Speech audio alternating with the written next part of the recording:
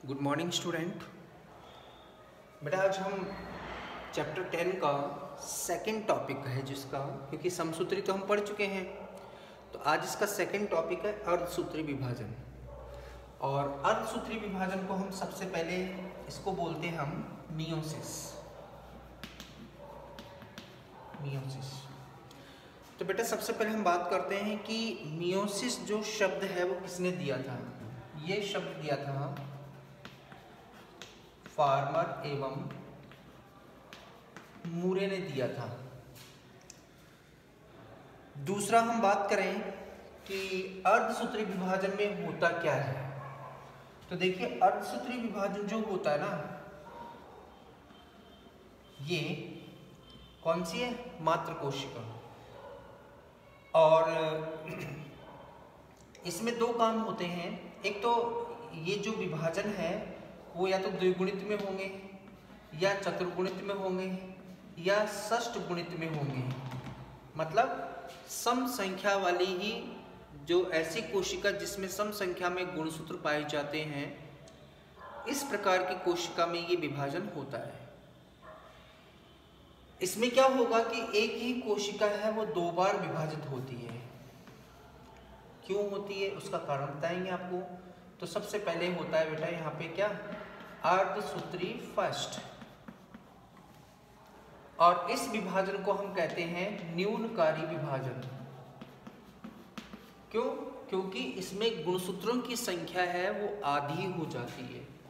Suppose that ये जो कोशिका बनेंगी, दो बनेंगी पहले विभाजन से, और ये कोशिकाएं कैसी हो जाती हैं, अगुणित हो जाती हैं। अगर मात्र कोशिका द्विगुणित है तो पुत्री कोशिकाएं भी कैसी होती है, अगुणित हो जाती है। मतलब गुणसूत्रों की संख्या इसमें क्या हो गई, आधी हो जाती है। दूसरा यहाँ पे ये होता है, इसमें इसी के साथ में कौन सा विभाजन होगा, अर्धसूत्री सेकंड।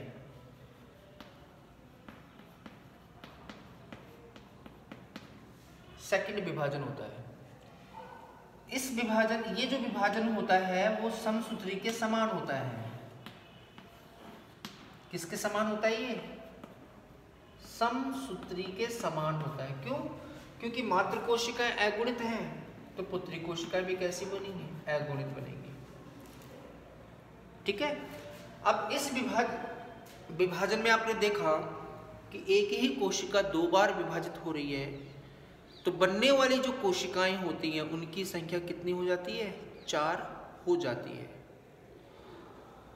अब बेटा हम बात करते हैं कि अर्धसूत्री में जो कोशिकाएं बनती हैं, इन्हीं कोशिकाओं को हम क्या कहते हैं, युग्मक कहते हैं। ये कोशिकाएं ये विभाजन उन कोशिकाओं में होता है जहां पे जनन होता है। जैसे मानव की बात करें तो वृषण भाग में, और मादा की बात करें तो अंडाशय भाग में होता है। दूसरी बात यहाँ पे सबसे बड़ी आती है कि इनमें जो विभाजन है ये एक निश्चित समय के पश्चात होता है। जैसे कहते हैं ना, यौवनावस्था आती है जब मनुष्य में, मानव में अगर हम देखें तो लगभग 12 से 14 वर्ष की आयु होती है, तब ये विभाजन क्या होता है, प्रारंभ होता है। तो कुछ बातें हैं, तो इसमें आप इसकी परिभाषा क्या लिख सकते हैं, ऐसा विभाजन जिसमें एक कोशिका दो बार विभाजित होकर और 4 कोशिकाओं का निर्माण करती हो, तथा इन कोशिकाओं में गुणसूत्रों की संख्या मात्र कोशिका के आधी हो जाती है, तथा इनमें बनने वाली कोशिकाओं को हम युग्मक कोशिका कहते हैं। ये होता है इसका सामान्य। और स्थान कहाँ पर होता है ये विभाजन, तो आप कह सकते हैं कि ये जो विभाजन होता है वो सामान्यतः जनन कोशिकाओं में होता है। ओके। अब इसका हम चार्ट पढ़ते हैं, क्या है इसका विभाजन, किस तरह से होता है। तो देखिए इसका जो चार्ट है उससे बड़ा है। किस तरह से, देखिए अर्धसूत्री विभाजन, तो इसमें एक कोशिका दो बार विभाजित होती है, एक तो आपको ये ध्यान रखना है कि इसमें अंतरावस्था तो होती है, ठीक है, और अंतरावस्था में जीवन होगा और एस काल होता है, G2 काल अनुपस्थित होता है इसमें, ठीक है। उसका हम डिटेल नहीं पढ़ेंगे, हम यहाँ पे डायरेक्ट पढ़ेंगे हम विभाजन अवस्था। अर्धसूत्री की क्या पढ़ेंगे हम सबसे पहले? विभाजन अवस्था। तो बेटा इसकी जो विभाजन अवस्था जो होती है ना, मतलब एम फेज, वो 2 पीरियड में हमने बांटा है। कौन कौन से हैं? पहले है अर्धसूत्री फर्स्ट और एक है अर्धसूत्री सेकेंड।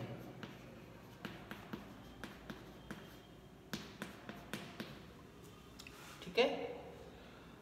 अर्धसूत्री फर्स्ट जो है इसको हम बोलते हैं एम फर्स्ट, इसको बोलेंगे हम एम सेकेंड फेज। तो सबसे पहले हम बात करते हैं अर्धसूत्री फर्स्ट।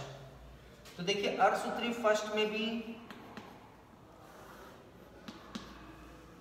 पहले क्या होगा, यहाँ पे केंद्रक विभाजन, और दूसरा होगा यहाँ पे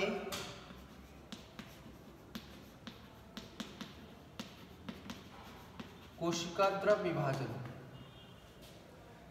तो केंद्रक विभाजन जो होता है ना बेटा, वो किस तरह से होगा वो मैं आपको यहाँ बता देता हूँ। पहले चार्ट के द्वारा बताते हैं, फिर उसी चार्ट को हम डिटेल से पढ़ेंगे, ठीक है।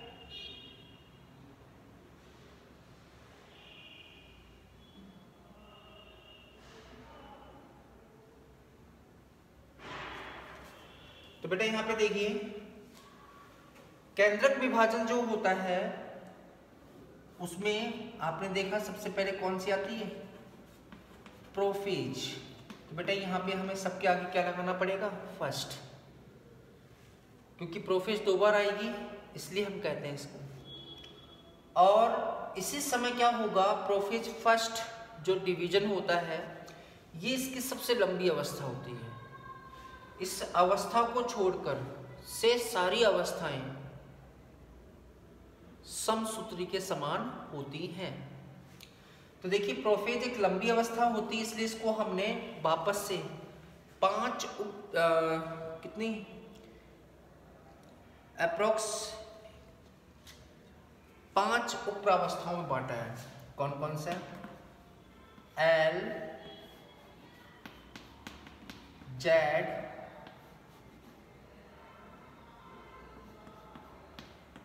पी, डी, डी, ये इनका शॉर्ट नेम है। L, Z, P, D, D. L का मतलब है लैप्टोटीन, जेड का मतलब है जाइगोटीन,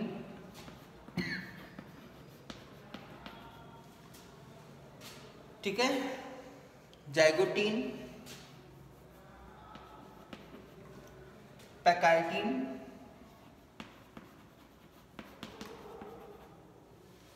पैकाइटीन और डिप्लोटीन और डाइकाइनेसिस।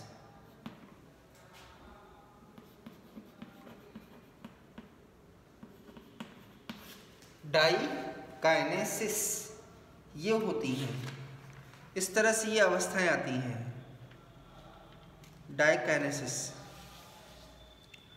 अब इसके बाद में क्या होता है कि डाइकाइनेसिस के बाद में कोशिका द्रव का विभाजन होता है। तो वही विभाजन अवस्थाएं होती हैं।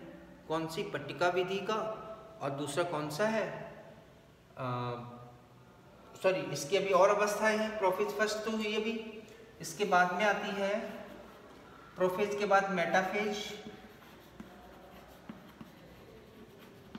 First anaphase,